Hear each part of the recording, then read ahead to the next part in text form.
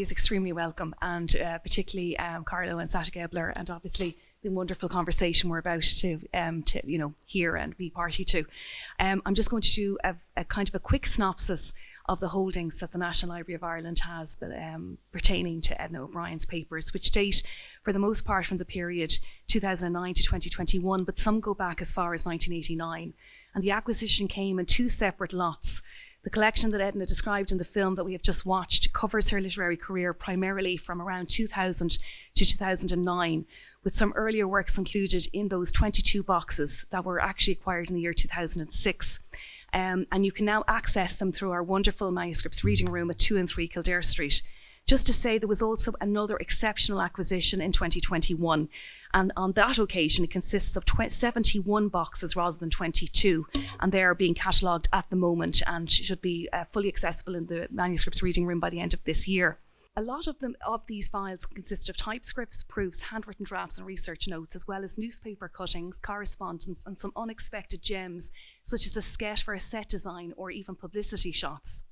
The collection also includes a small number of audio CDs of fiction and media work, and items such as promotional posters, publicity photographs, such as the magnificent one seen on our Eventbrite page to promote this particular event, and samples of book covers that you can see there. A key part of this archive are manuscripts which provide an insight into Edna O'Brien's writing process. A photocopy here of an article entitled Writing Life by Edna O'Brien from the Washington Post is a typescript copy. It's manuscript 48,264 for those of you in the audience who would like to call it down in the manuscripts reading room, and it contains the line, "Writers are thieves." In one cutting seen here, Edna describes how she writes her text in longhand and with How I Write from Time Out, dated to January 2009. I use violet coloured pens because I find them lucky. These pens, for the record, are photo safe, acid free, waterproof, archival quality, light fast, fade proof and non-bleeding. The work, I reckon, calls for the bleeding. She is a conservator's dream in terms of conservation. These manuscript pages that she wrote there were typed by her assistant Nadia Prudian.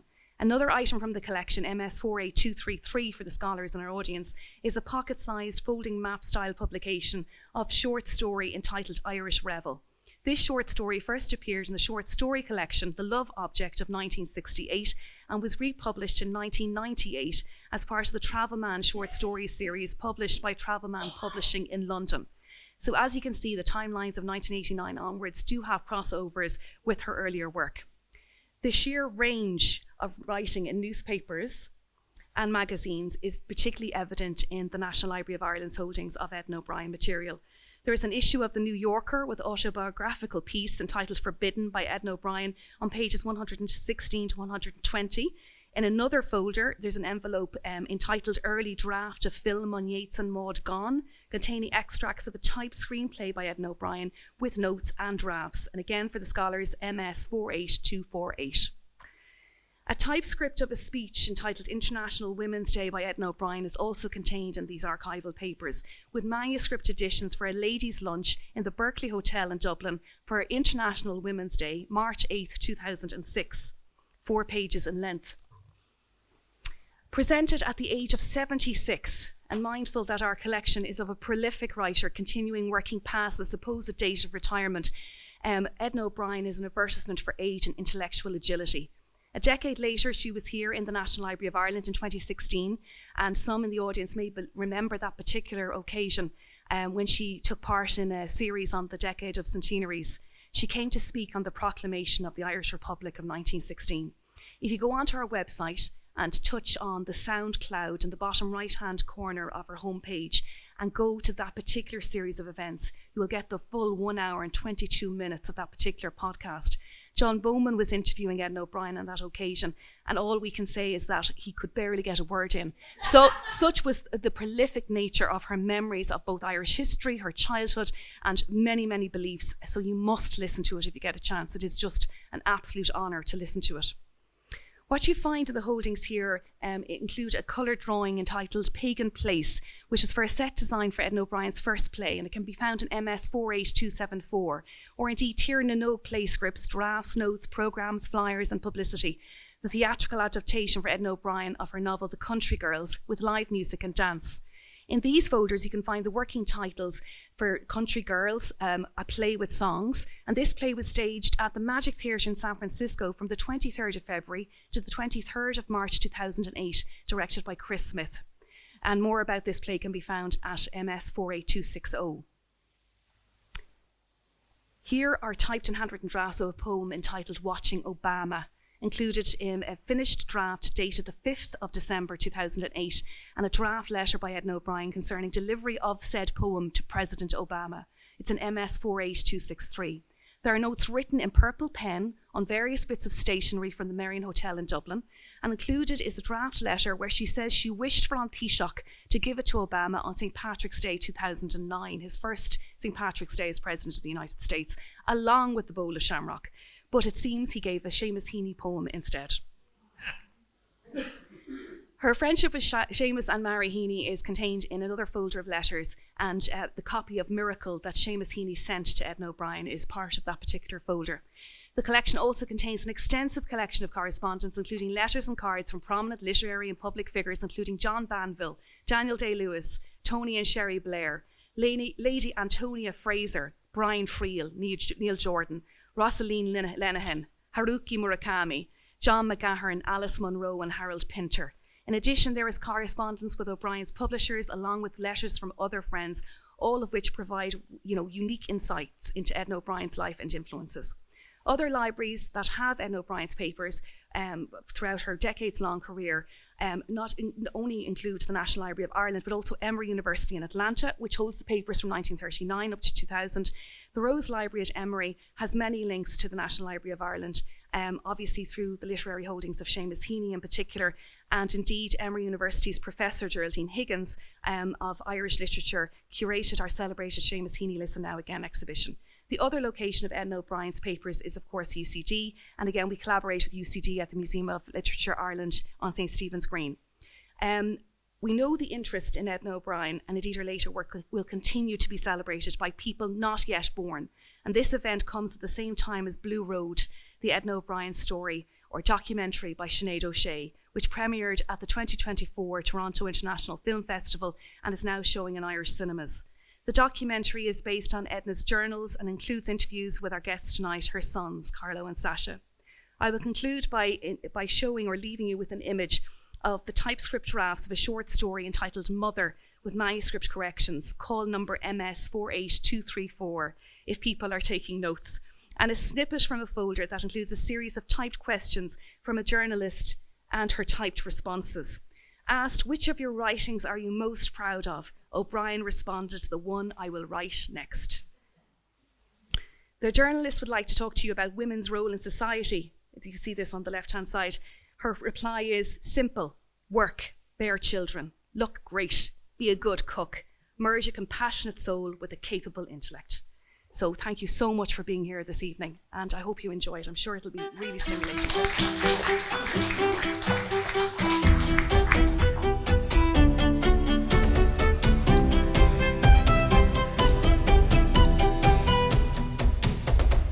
I wanted to bring you back in time, and I wanted to bring you back to the photograph that's sort of central to this event tonight. And it's a Getty image that it's Clay Perry's photograph, which we had talked a little bit, Sasha, by email, trying to work out when it dates from. But we now know from the collection that's in the National Portrait Gallery in London that it's 1979. So I'm just going to refer to your older brother now, as I told you he would start. So would you bring me back to this moment in time? So 1979, and even a little bit about your own photograph on the mantle and where it was taken and what you were doing at the time. I don't remember this photograph being taken. Mm-hmm. I do. Yeah, but I do remember, photographers, there were many photographers in the house over the years. The photograph on the mantelpiece, I think that was taken, I was at the University of York, and I think that was taken somewhere in the university. Gaz, I know exactly when it was taken. Did you take it? No, a photographer came. So it from wasn't a taken in York? No, it was taken in London. So a photographer came to do a professional thing for a newspaper or something. And our mum said, "Can you do my son as you're here?" Oh, And it was some quite famous photographer. That's why it's a much better picture. And so he did. He took it and sent it to Beck. you mean it was Robert Mapplethorpe It or was somebody? someone, Yeah. It was someone proper. What were you writing? My dissertation. I was doing my dissertation for my degree in architecture. Which room were you in? Upstairs somewhere. That was just taken. I'm not sure who took that. It's not quite as proper. Yeah. And I was actually typing it, which I was a very bad typist, so it took quite a long time. I've still got it, actually. This shows how tricky memory is, because if someone had asked me, if a policeman asked me, I would have said, yeah, I think that's what I looked like when I was at university. I had a moustache. It must have been taken there. So I've no memory of I think this. it was I'm sure you're right. National Film School. I think it's when you were at National Film School. Okay. So when you were at National Yeah. Film School, Yeah. you made a silent movie with your mother, which stars in it. And Earlier. That was you. Pre-film school. Yeah. Oh, pre-film school. Yeah, yeah. That was And was that part of your submission to the school? Yes. Okay. Absolutely. I think the reason they used the footage was shot on Super 8 in 1972, 73, 72. And I had incredible access to my grandparents, which, I mean, lots of RTE and the BBC had sent people to Drewsborough to film Michael and Lena, her parents. But that was always different. That was always, there were lights and there was sound and it was formal. I mean, they were brilliant, but I was able to film them and they didn't really pay very much attention to my presence. And I think that's the reason that the footage that I shot, out of which I made the film Night, which is based on the book, is also incorporated into the film Blue Road. I didn't know the footage still existed, but they found it in London Weekend Television. Yeah. And what really makes it so atmospheric is that you, as you say, that you captured the idea of the house and the darkness and the ritual of your grandfather, but also you have this sense of your mother being so natural in front of the camera, and even with photographers, that she was so easy in being photographed, that the photographs come out so well. But there was one other piece that you mentioned to me, Sasha, about the fact that this is in the house in Carlisle Square. So would you tell the audience, and I'm sure many of them know already, that this is 1979 and when you left the house, when your mother had to sell it? No, that was 1982. Could everyone hear me? Oh, good. That was, so she bought the house in 1972. Virtually for cash, I don't mean in an envelope, but without a mortgage, from the film rights of August is a Wicked Month. How times have changed. She actually sold the house and bought that house, because I remember coming back there from school one day and it was a different, back to somewhere else. And she lived there till 1982 when she sold it. But in many ways, she wasn't happy there. She associated it with some bad times, and she felt that while she was there, her writing didn't prosper. And in fact, it was probably a disaster financially selling it, but where she ended up living, she was much happier, but she didn't own it. So she used to tell me about this. Every time I went to see her, she'd say, God, why did I ever sell that house? I said, look, you were much happier here in Overton Street, and you wrote better books. So, that's probably the long term. And that's where she was till she died, virtually, a few months before. So your mother was 49 when this was taken, and success had come early. I know that the audience will know much of what was that early success, and so I want to look at the time frame that covers the dates in the National Library collection. As the director has outlined, we're sort of concentrating then on the last 3 decades. So I'm going to fast forward to 1992. Your mother had just published Time and Tide, a novel, a series of stories, linked stories. They had mixed reviews. But the theme was motherhood, and it meant to the press that she referenced her relationship to you, her sons, and the Tatler. In a piece called Out to Lunch, she described, if they ever enter a room, I am in it. A river flows through me. Total adoration. Being a mother is the most wonderful thing. So I know our relationships with our mothers are very individual, and I suppose I wanted to sort of ask you, being the eldest, could you just sort of sum her up for me in a sort of, I know it's a hard thing to do, but in a sentence, like this sense if somebody says, tell me about your mother. Well, I would, I hope I would be speaking to old Marxists, and I'd say, she was Stakhanovite. Do you know about Stakhanov? Well, Stakhanov was a miner in the Soviet Union, and Stalin invented the Stakhanov Prize and medal, which was given to people who were indefatigable when it came to labor. And one of the, which we already know from looking at the materials which are in the collection and which we've heard being spoken about, she was extraordinarily and indefatigably and endlessly and tirelessly at work. And one of the interesting things about the way in which work got produced was she didn't have a draft and then chip, polish. She took the kind of D.H. Lawrence position, which is you write it, then you write it again, then you write it again, then you write it again by hand. Because you've got an ideal version of the story inside you, and in order to birth it, in order to get it onto the page, you need to go and go and go. And finally you get there. Now, of course, stuff would then be in typescript, it would be corrected, it would be augmented and all the rest of it. But there was this incredibly focused and diligent process which involved sort of images coming from the head down the arm to the purple pen and like this. And one of my primary memories of childhood is like that. And it was happening all the time.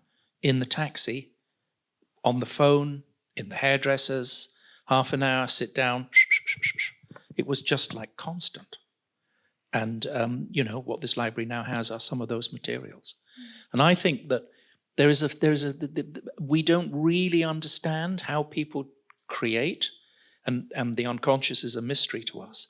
But the effort in order to get something out of the unconscious and to the point where it can be read and understood, that is that's now material, that's now concrete, and it's in your archive.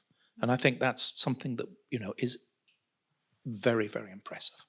So in terms of Sasha, in terms of you lived close to your mother, for much of your life. You didn't ever sort of have that major separation of place, did you? So no, so probably for the last 30 years, I used to go and visit her every Sunday afternoon. That was the sort of ritual, and subsequently with my son, but to begin with, and she'd read me bits, and she said, "What do you think of that?" And I said, "Well, that bit doesn't work." You'd never. Would I believe that if I was the reader? No, I wouldn't. And so it would make it very hard for me to read some of these later books, because I'd go, well, it wasn't going to be like that, was it? And we had a chat about it, and she changed it. And the other thing I would say, I mean, if you had to describe her, she was also a hopeless romantic, especially in her personal life. And those pens were not leak-proof. So she always had purple fingers. So you turn up, she had the purple fingers. I thought, oh, you've been at it again, haven't you? And she had this slightly annoying habit of writing bits on the back of other bits. So then she'd say, I can't find the changed bit. Can you remember? I said, you wrote it down. She said, I know I did, but I wrote it on the back of something else. And I've lost it. So then we'd have to search the house for an envelope that she'd written a change of something on.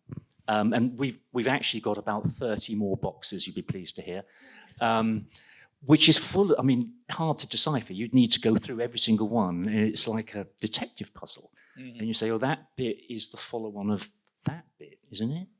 Because she didn't write, she thought, I'll remember. I'll just jot it down while it's in my mind.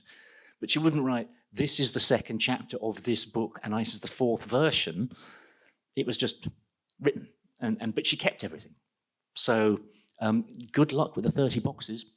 I think, though, the thing with it is I suppose for the right person, that's like a gigantic, jigsaw puzzle. Yeah. And I suppose if you think about the beautiful surroundings of the manuscript reading room, that somebody in the future will sit there and that's their idea of pure heaven. And when they manage to put together the pieces that make sense, then they are the one to make a breakthrough and with an understanding. And I suppose I suppose what I think about both of you, and you've talked a lot about the, growing up to the sound of the typewriter, the fact that your mother wrote at nighttime, but I suppose we're conscious as well that you always grew up with your mother and your father in the public domain, as it were, as writers. And so I suppose you yourself, Carlo, have been in the role of being the writer also, and you've spoken about how you knew that it was writing for, a living and it was possible and all of that. But I suppose the other side of it is, and we spoke briefly about this, is that your mother's reputation was so based and so often written by journalists. So no matter what she said, it seemed to be what she was wearing. And what I did for preparation for this interview was that I went through the newspapers, Irish and English, during the 90s. And I was sort of frustrated by the way that she was always sort of described. At one stage, she referred to the fact that the journalist was looking for her reputation as a flamboyant temptress. And so often in newspaper articles, she had to qualify, her reputation that wasn't real. Yeah. Well, I learned a very, very important lesson from her, which is, apologies to any journalists who are present. Every time you see a journalist, just imagine you're in the dock and that's the other side's barrister who's approaching you. They are not your friend. I mean, that was one of the things I learned from her. The journalist is not your friend. I mean, Joan Didion says it at the end of the preface to Slouching to Bethlehem, towards Bethlehem. When the journalist is at work, someone is always being sold out. And she was traduced, but kept going. Do you think that part of the sort of, and it's fortunate for most writers now, is that there is an element of being asked to sell your books or to sell your personality, to serve something. And so because she was so photogenic, because that she was so articulate, because she was, she was out there with so many books coming one after the other, that I think the piece that I found difficult to sort of comprehend is the writing and then the focus on maybe the parties that you had on a Saturday night when you lived in Carlisle Square. But that's not the whole life. So I suppose what I wanted to give us a sense of for you as you grew up and you went into your sort of the period that I'm talking about, when you're into your 20s, when you start seeing your mother not as a mother but as a person in totality, did you feel very protective of her when you saw a lot of the newspapers? Did you read them? Not really. The thing I would have to say, though, is one of the reasons why she was often in the press, and especially on television, she was also very entertaining. So if she had been entertaining, they wouldn't have had her on twice, frankly. So leave aside whether they want some juicy bits, they also want to be entertained. So that's why all those TV chat shows like Russell Harty and Michael Punks and everything, they wanted her on it. And she agreed to do it because she actually quite enjoyed it. She got on with them. And in a way, when it's conversation, rather than someone writing and then quoting you not quite what you said, it's actually much better. And the audience related to it. I've sort of an early age, very long time ago, when we were just children, of her on, I think it was Question Time. And she was really, really good and incisive, and people were listening. And I think she had that quality, which is not necessarily the same as being a writer.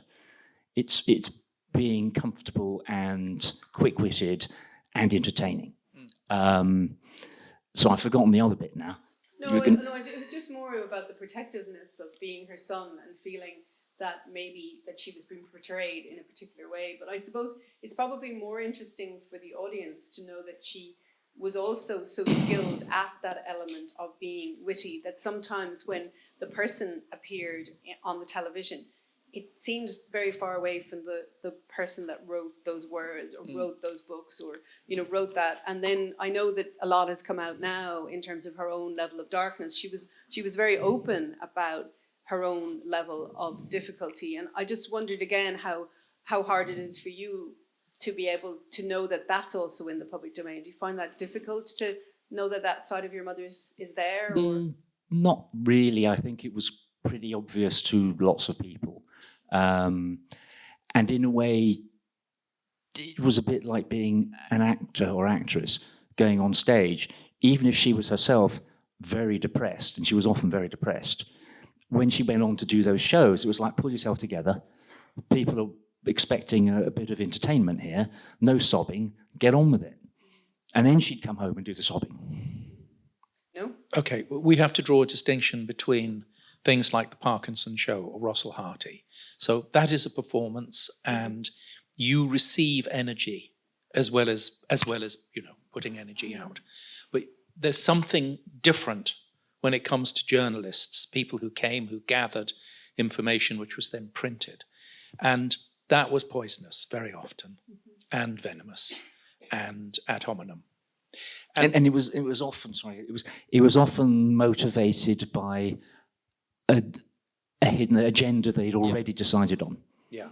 So that's why she preferred doing the Russell Harty thing, because there wasn't a hidden agenda and she could counter it. She could say, no, that's not true.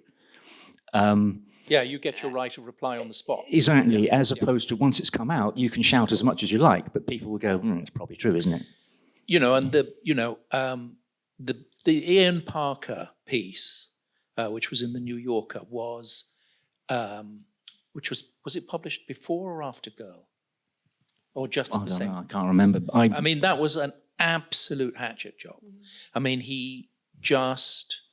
It's his speciality. I mean, he's taken many people to pieces. Absolutely extraordinarily damaging and dangerous and utterly pointless.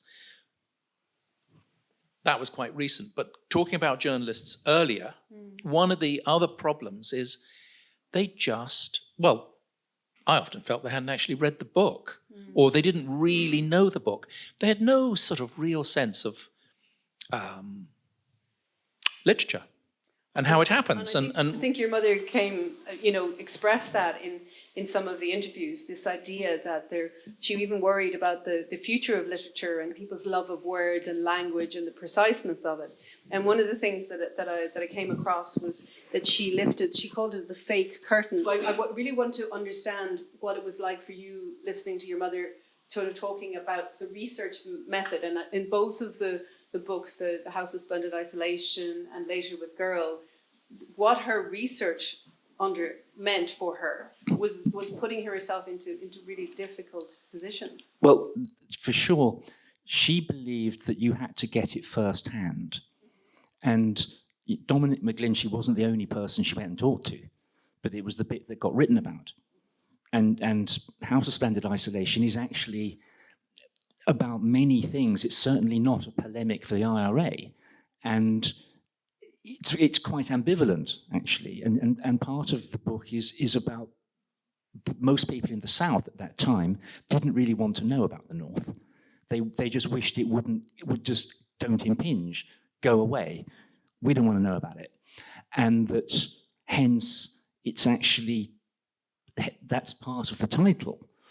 And it's kind of taking a lot of different things and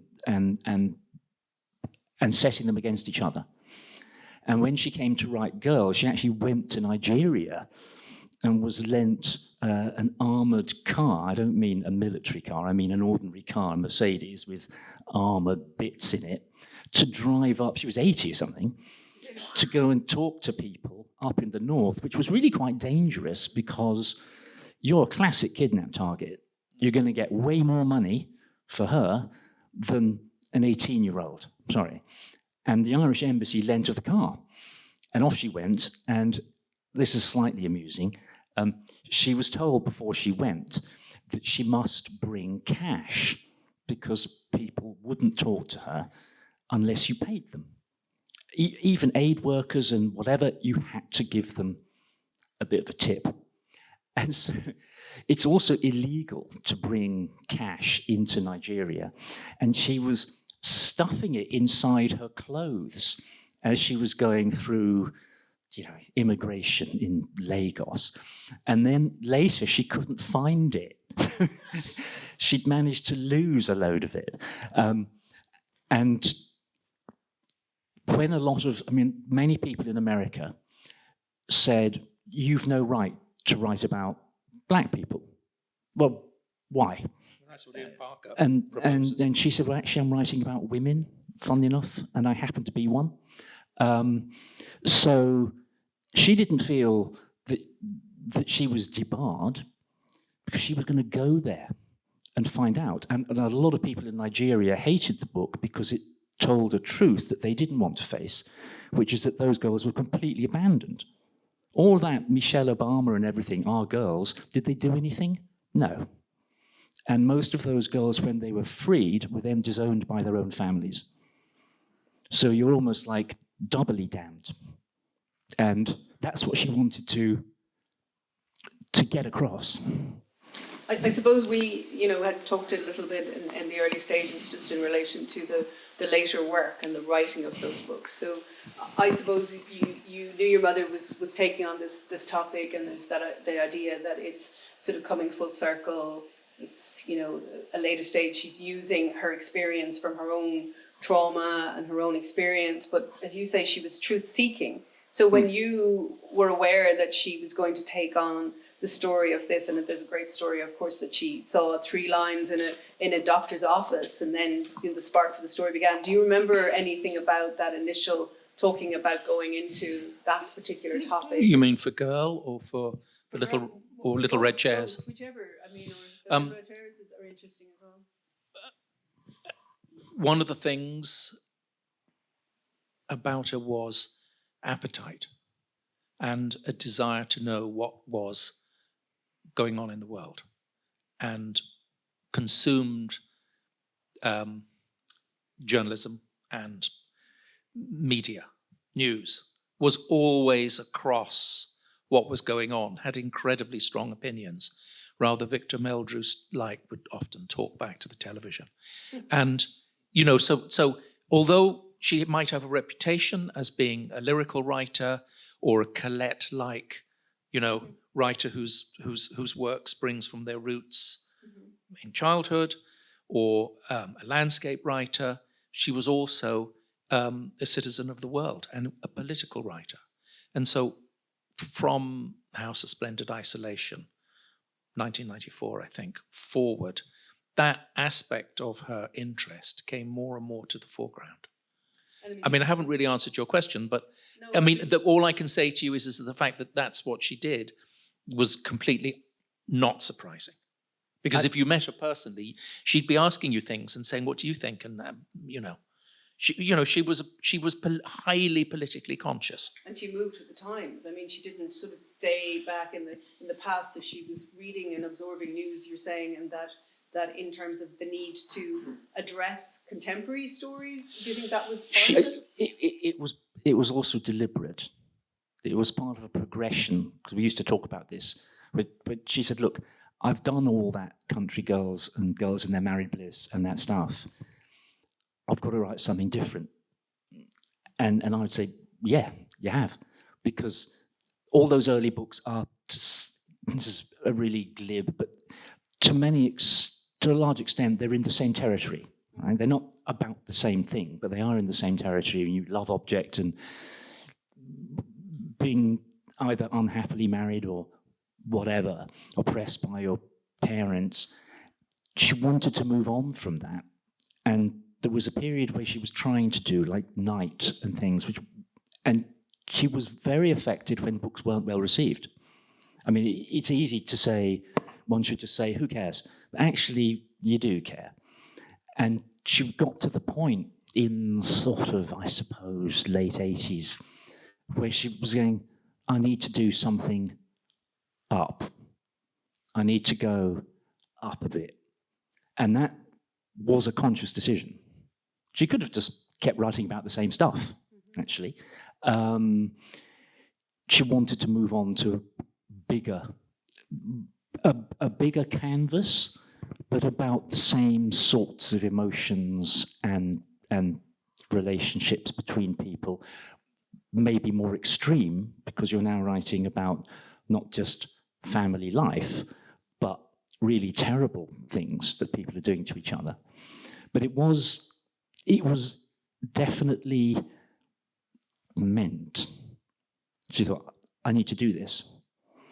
Not just to sell some books, because she could have sold some more books, doing a sort of chick lit thing. Easy. That'd be great. Don't have to leave the house.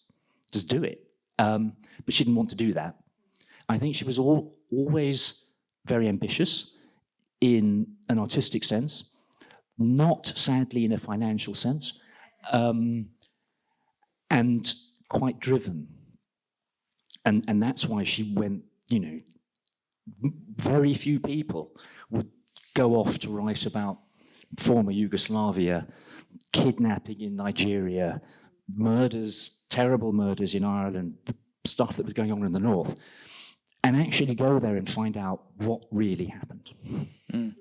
And then at the same time as doing that, she's also kind of, you know, channeling her inner LRB essayist side. So, you know, she did the book on Byron, she did the book on Joyce, she did the book on Barnacle. So she's also operating in a completely different area which she hadn't operated in before, which is, you know, high-end literary non-fiction. Which is difficult and it's very time-consuming. Yeah, and, you know, those texts are very pure and, you know, they've been sieved and they're quite short and, you know, they're not hefty biographies that could double as an offensive weapon. They're very light and deft, really concentrated articulation of these artists, Byron and so forth. That is also something to be celebrated. That took a different kind of skill. And I think the researcher in her was really important. But I was mindful to ask you about, you know, when you wrote your own book, The Projectionist, you talked about your own need for the, you know, the seeking for justice or for, you know, looking after the just, right? And I wanted to ask you in terms of it, do you feel that you learned that the social justice, the need to speak out about, you know, the oppressed, do you feel you got that from your upbringing, from the way that your mother was and how she informed your sort of sensibilities? Absolutely. Ploughed my own furrow. Yeah, you have to do that. But you knew that the way that in which you needed to sort of make peace with your past would have come through the way in which that she had written, perhaps? I think the most what her example demonstrated was, for me, the following. One, you have to show up at the desk and do the work, and then you have to show up the next day and do it again. And then the next day and do it again. So you have to be consistent and diligent and punctilious. That's one thing. Secondly, I got from her very, very, very, which was inculcated into me, the importance of absolute precision. Not the sentence is sort of what you want, or it's like 90%. It's got to be 110%. Well, that doesn't exist, but you know what I'm trying to say. It has to be absolutely accurate. And until you've made it say what you mean and mean what you say, you don't leave it alone. You return to it and you return to it and you return to it and you return to it until finally you do it. Another thing is that it doesn't usually come first time. We all dream of, right, I could just get the typewriter or get the pen and out it flows and it's all perfect and it arrives like a kind of, you know, freshly laid egg. Well, no, it doesn't happen like that. Very rarely, if ever. No, you have to put in the time. So there was that. Then there was really strong emphasis on, you know, on politics, on questioning, on reading, on, you know, developing, understanding, all of that kind of, all those tendencies and practices were celebrated in childhood and adolescence and also demonstrated. I mean, it wasn't just that you were told about these things. You could see somebody who was actually practicing these things. That was there in the work. You know, you could see it was going on. And those are lessons which once learnt are never forgotten. And you're also creative in terms of your own work in architecture, I suppose, the same creative spin. Yes, although I'm going to answer a previous question first. That thing about you have to labour at it and it doesn't just come straight out. Yes, it does, the first time. You look at people's first books, right? Country Girls. Country Girls she wrote in 3 weeks, and she told me it wrote itself. The first one, Catcher in the Rye, the first one, For Whom the Bell Tolls. It wasn't his first one, but, you know, because it's straight from here, because it's conversations and things that really happened, and it just writes itself. It's the 5th one that's hard. And the 6th. And the 20th. And the other thing is, in my many visits to see her, she constantly used to say, I can't quite get this sentence right. Can you think of a word? And I was sitting there going, not really. And it was like, you've got to. You're good at seeing these things. You do it. So she was writing a book, and it was about some plants that were growing on the lawn of her parents' house, Drewsborough, when she was a child. And it was pampas grass, right? And you can imagine pampas grass in the west of Ireland. It's raining. And there are these tall sort of swaying things. And she said, I just can't get the description. And we sat there for about 10 minutes. And I went, wayward clusters. She went, yeah, that's it, wayward clusters. And it was like, you know, it was like a crossword puzzle. You think of it, and once you've got it, she goes, that's brilliant. That was the only good one I did, actually. I just like try to say that now. So you were saying about architecture, which is kind of an interest. I decided I wanted to be an architect when I was 16. So I'll be honest, I didn't want to be a writer. Everyone at school, my teachers said, oh, you're good at this, you should. And that was, I thought, almost a cliche. And possibly a trap, because you're damned if you do and you're damned if you don't. Right? If you're a success, you had it easy. If you're not a success, you're an idiot.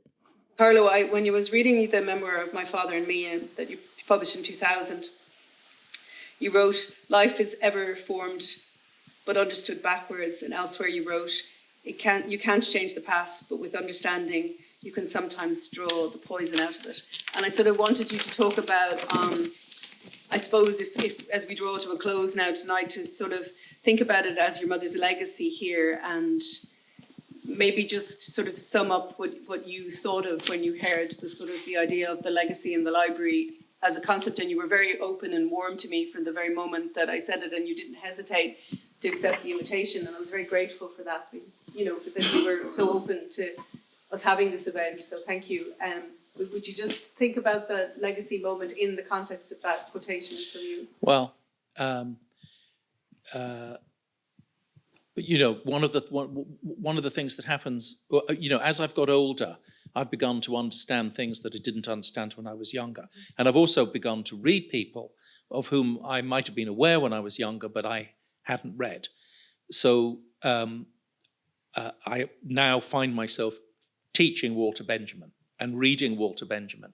This has been a complete revelation to me. I mean, I knew that he was important, but what Walter Benjamin teaches you is that the archive is everything.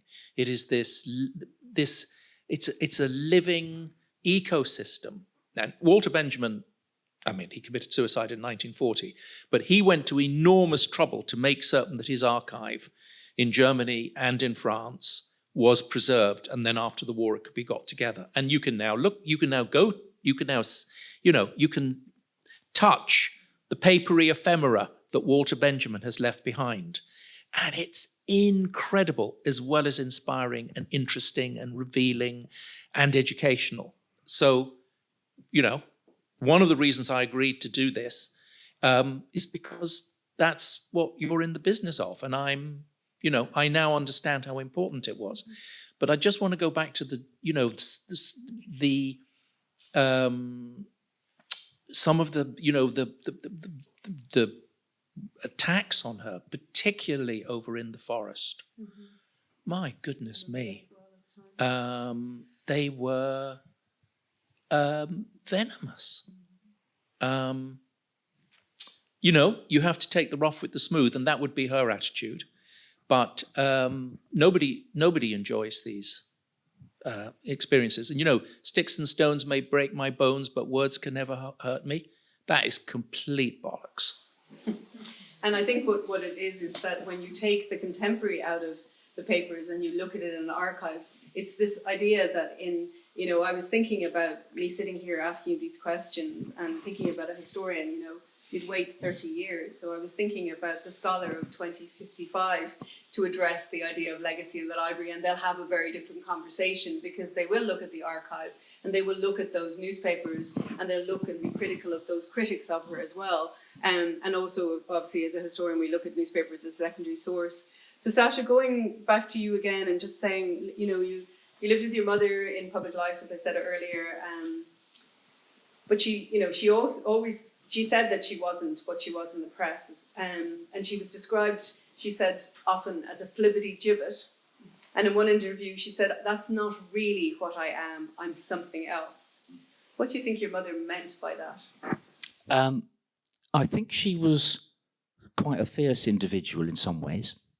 Not to us. I mean, she was very loving to us, but she was actually quite combative as well. And she did take these things personally. It's a bit like The Godfather, you're taking it personally. She did. And she wanted to be proved right.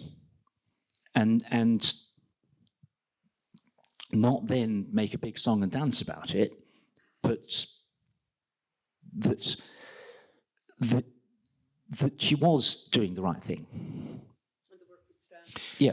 Yeah. And that was very important to her. I mean,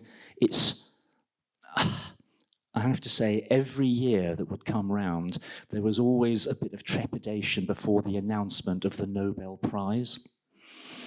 And then each time she'd get a letter from her publishers going, "It should have been you." And it was always like, "Oh, well, this year they had to give it to someone from Africa. And this year they had to," because it's not as simple as it sounds. The Nobel Prize is not just what's the best book. It's whose turn is it and who needs a favor. So, and that, to be fair, was always a big disappointment to her. Not for the money, but that would have been she was a great admirer of Ernest Hemingway, and he got the Nobel Prize. Not for his best book, in my opinion, but, got it. She would have liked that very much.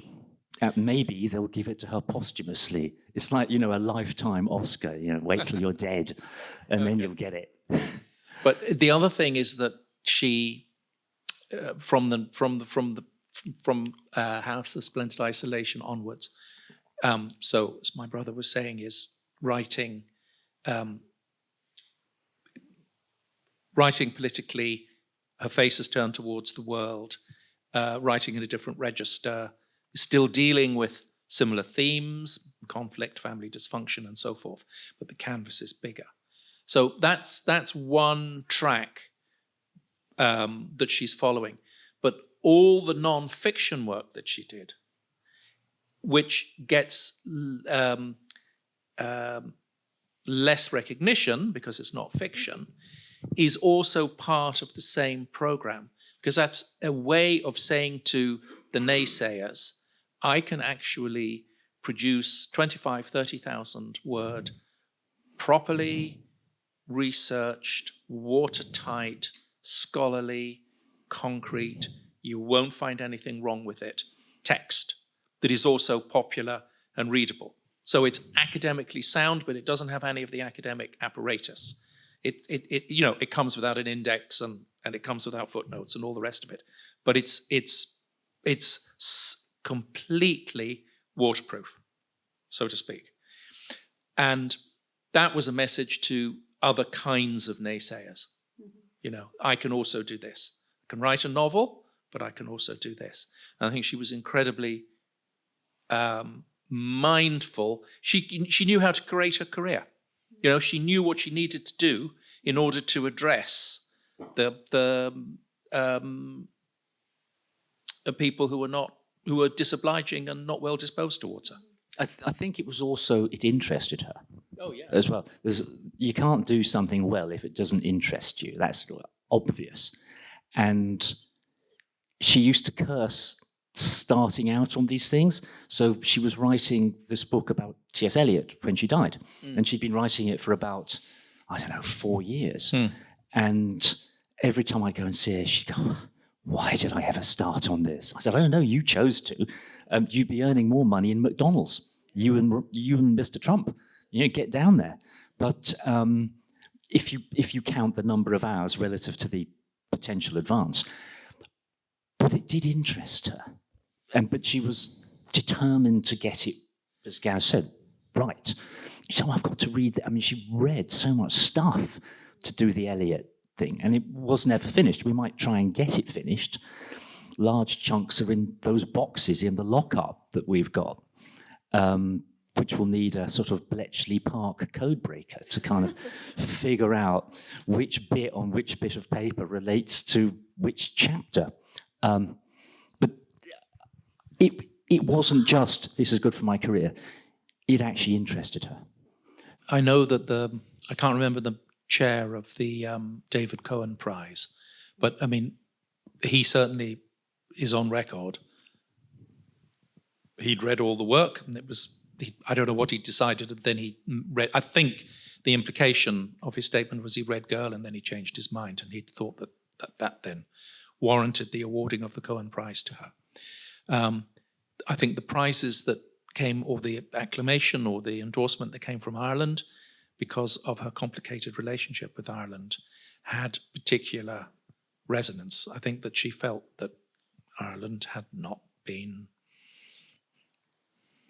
friendly. No, and it hadn't been. You can see that. These awards were a form of restitution or possibly even atonement. But I also think that she did understand that actually they're nice, but what really matters is the work. That'll be for me. I would say there was one she turned down, and she was offered the whatever it is, Dame of the British Empire thing, many years before. And at the time, she refused it in a very polite way. She said, I don't think I can accept this. And the second time around, when they said, do you want it? I remember we had a talk about it, and I said, you're not betraying anyone, actually, by taking it. You've lived most of your life here, and they want to honour you for what you've done. Take it. And she did. And I'm very glad. And I think we know that she was a reader here, and she loved this library so well. So I just wanted to say, I think that the audience will join me in thanking you both for marking your mother's life with us and her contribution, knowing, as we have said so much and so often throughout this interview, that there's more yet to come, and more accolades into the future as people come here to look at what is now going to live in this building, and that she'll share the shelves with Joyce, Yeats and Heaney as one of our greatest writers. Thank you very much indeed, everybody. Thank you.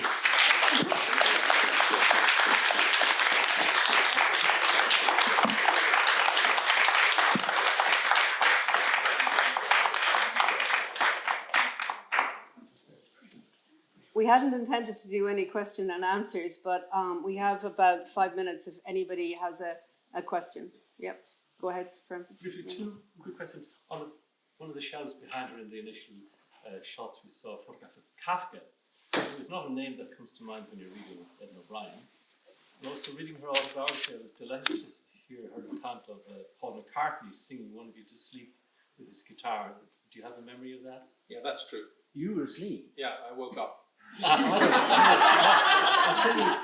tell you what actually happened. She was at some party, and she was going home, going to get a taxi.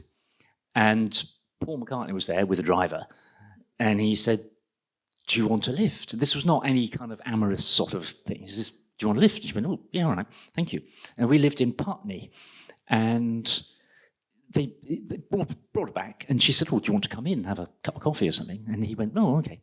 And she said, my sons are upstairs, they're asleep, and they're big fans of the Beatles, as you would be, 1967 or whenever it was. And Gaz here was learning to play the guitar, so there was a guitar in the bedroom.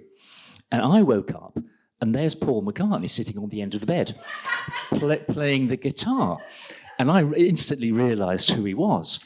And you were going, oh, I want to go away. I'm trying to sleep. And I'm going, no, it's Paul McCartney. Wake up. And the next day at school, no one would believe us, right? But we had the plectrum. Was he playing a right-handed guitar because he was left-handed? He was left-handed, but he played the guitar. I don't know how he did it. Yeah, but I wanted to sleep. That's the point.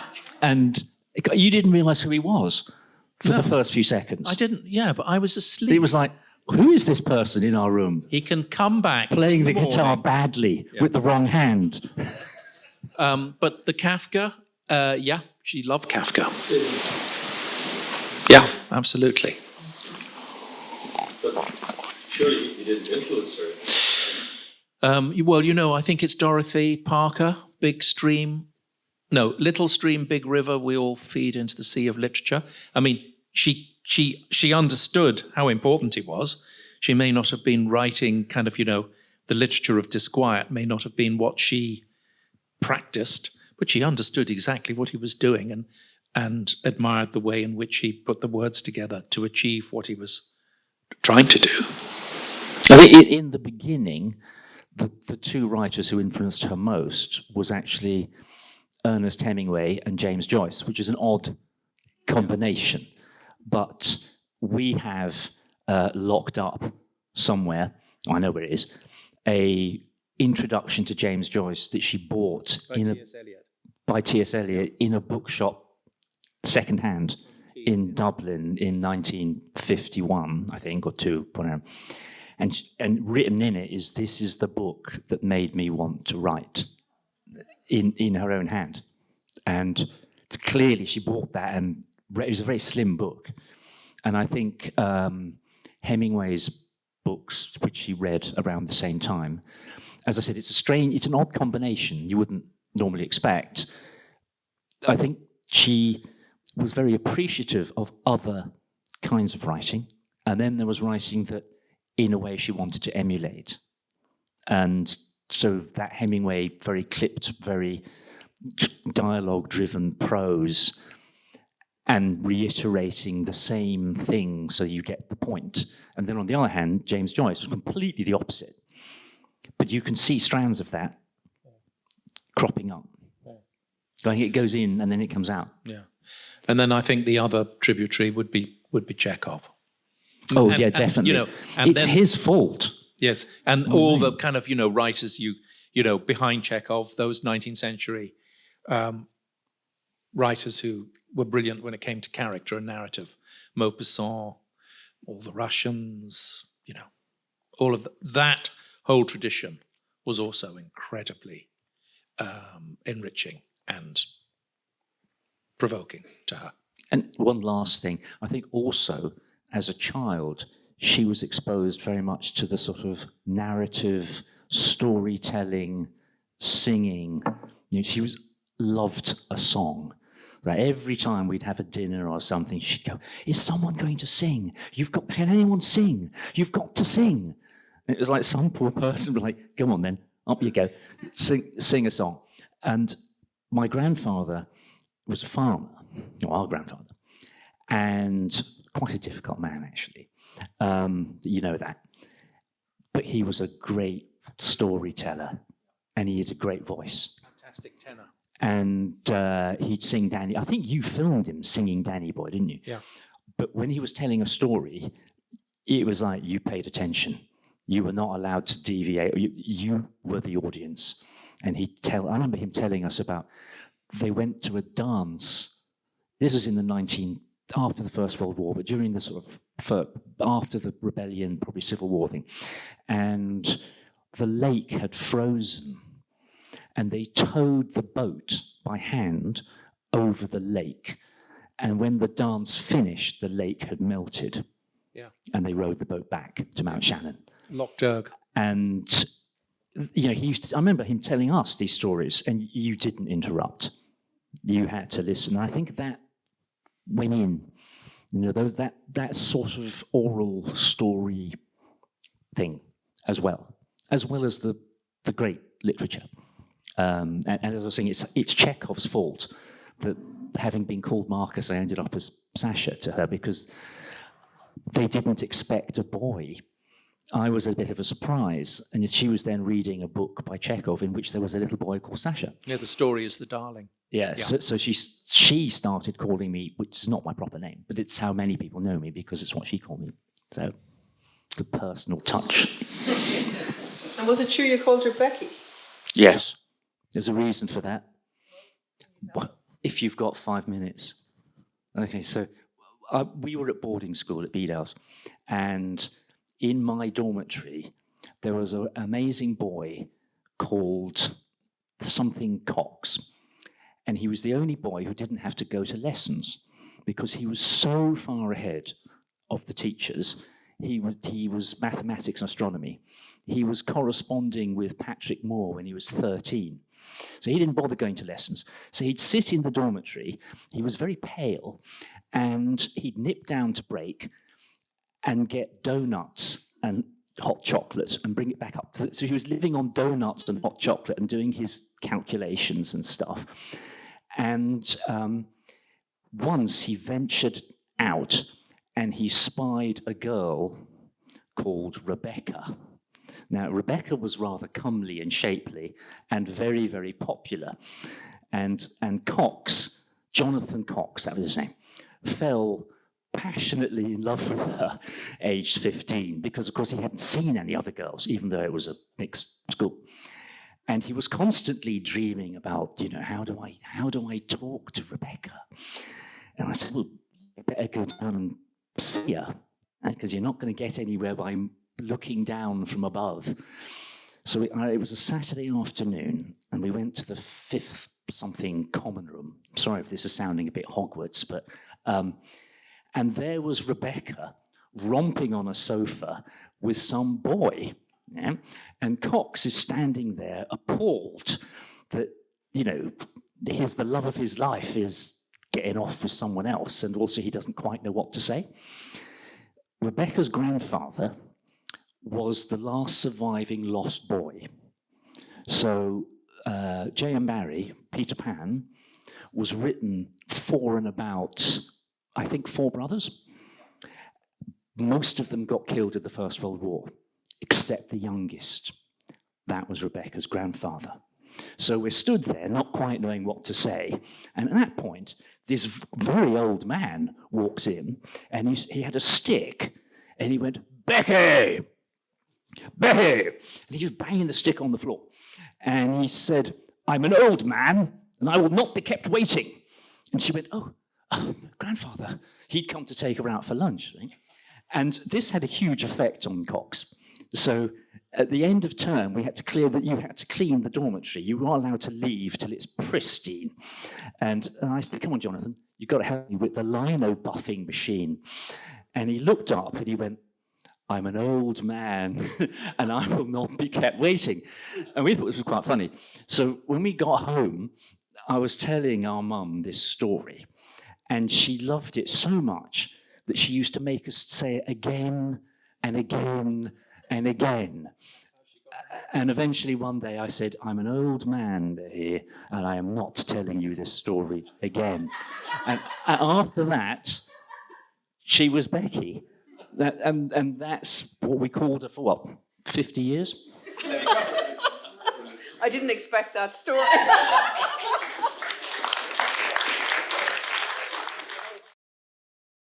My life, my terror,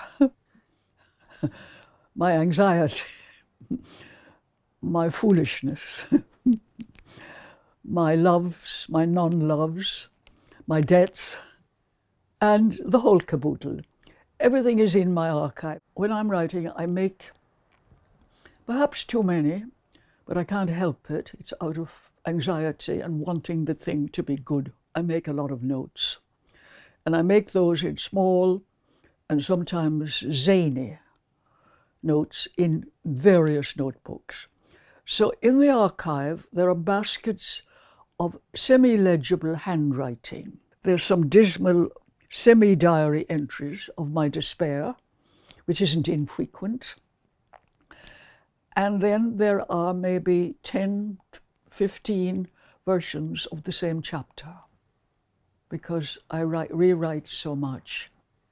So there, a lot of them, there's about maybe 40 or 50 boxes up there. They were done in heat, which writing is, but then it has to be redone in light. Heat alone is no good. Heat is the fervor, and light is the occasional candescence or incandescence, which is another word for style. So they're an Irish stew.